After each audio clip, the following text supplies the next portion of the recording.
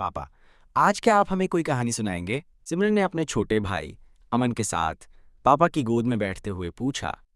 पापा मुस्कुराए। आज मैं तुम्हें एक ऐसी कहानी सुनाऊंगा जब मैं तुम्हारा पापा एक सुपर हीरो बन गया था। अमन की आंखें बड़ी हो गईं। क्या सच में पापा?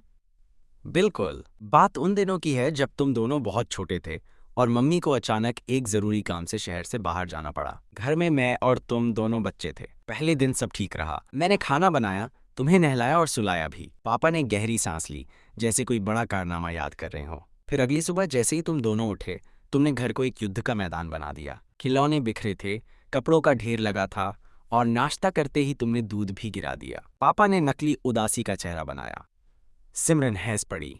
हमने दूध गिराया था, हाँ, और फिर तुम्हें भूख लगी, लेकिन फ्रिज में सब्जियां खत्म हो चुकी थीं और मुझे याद आया कि दूध भी नहीं है। बाहर भयंकर गर्मी थी और बाजार दूर था। मैंने सोचा अब क्या करें, तभी मुझे याद आया कि सुपर हीरो कभी हार नहीं मानते। पापा ने अपनी छाती ठोंकी। मैंने तुम्हें समझाया कि मैं एक जरूरी मिशन पर जा रहा हूँ। तुम दोनों को घर में रहना है और कोई शैतानी नहीं करनी। मैंने तुम्हें अपनी सुपर हीरो टोपी, जो दरअसल एक पुरानी टोकरी थी, दिखाई और कहा कि ये मुझे शक्ति देगी। फिर मैं तेज कदमों से बाजार की तरफ निकला। गर्मी इतनी थी कि पसीना बह रहा था, लेकिन मेरा मिशन साफ था, बच्चों के लिए खाना। बाजार में भीड़ थी, लेकिन मैंने अपनी सुपर हीरो शक्तियों का इस्तेमाल किया और सबसे अच्छी सब्जियां और दूध ढूंढ निकाला। वापस आते हुए मेरी टोकरी भारी हो चुकी थी और मैं थक चुका था, लेकिन जैसे ही मैं घर के पास पहुंचा, मुझे तुम्हारी हंसी सुनाई दी। मुझे लगा मेरा मिशन सफल रहा। जब मैं घर पहुंचा तो तुम दोनों मुझे देखकर बहुत खुश हुए।